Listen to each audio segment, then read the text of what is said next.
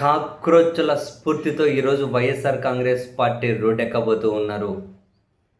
విద్యార్థుల సమస్యల మీద, డిఎస్సి అక్రమాల మీద, నిరుద్యోగుల సమస్య మీద వీళ్ళందరికీ కూడా చంద్రబాబు నాయుడు గారి సర్కారు మోసం చేసింది అని, డిఎస్సిలో అక్రమాలు చేయడం ద్వారా, మరీ ముఖ్యంగా స్పోర్ట్స్ కోటాలో పోస్టులను అమ్ముకోవడం ద్వారా నిరుద్యోగులను మోసం చేసింది చంద్రబాబు నాయుడు గారి సర్కార్ అని పదే పదే విమర్శలు గుప్పిస్తున్న వైసీపీ ఆ డిఎస్సి స్కామ్ మీద విచారణ కోరుతూ కాన్సర్న్ మినిస్టర్ రాజీనామా చేయాలి అని చెప్పి డిమాండ్ చేస్తూ ఈరోజు రోడ్డెక్కబోతూ ఉన్నారు.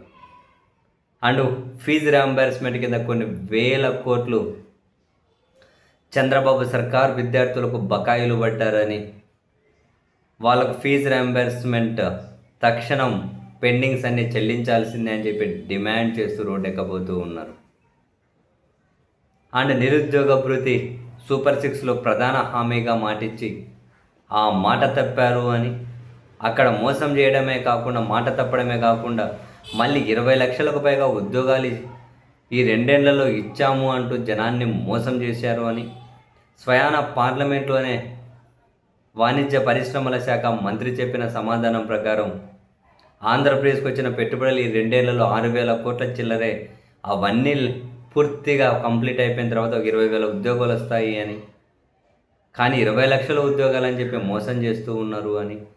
సో మొత్తం మీద ఉద్యోగులు, నిరుద్యోగులు, విద్యార్థులు అందరినీ మోసం చేస్తుంది చంద్రబాబు నాయుడు గారి సర్కార్ అని, వీళ్ళు చేస్తున్న స్కామ్లు, అవినీతి మీద విచారణ కోరుతూ మొత్తానికి వైఎస్ఆర్ కాంగ్రెస్ పార్టీ అయితే ఈరోజు విద్యార్థి, యువజన, అన్మైన వాళ్ళ కోర్ పార్టీ అందరూ కూడా రాష్ట్ర వ్యాప్తంగా రోడ్లెక్కబోతూ ఉన్నారు.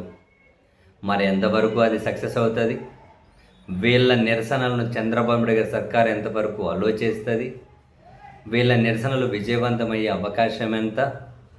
వాస్తవానికి వైసీపీ రోడ్డెక్కింది అంటే జన స్పందన మాత్రం అనూహ్యంగానే ఉంటుంది. మరి అటువైపు ఏమో కాక్రోచ్ల ప్రొటెస్ట్లు దేశంలో ఒక రీసౌండ్ ఇచ్చాయి. వాళ్ళ ఇన్స్పిరేషన్తో రోడ్డెక్కబోతున్నటువంటి వైసీపీ ఈరోజు పిలిపించినటువంటి నిరసనలను ఎంతవరకు విజయవంతం చేయగలుగుతుంది అన్నది వెరీ ఇంట్రెస్టింగ్. చూద్దాం.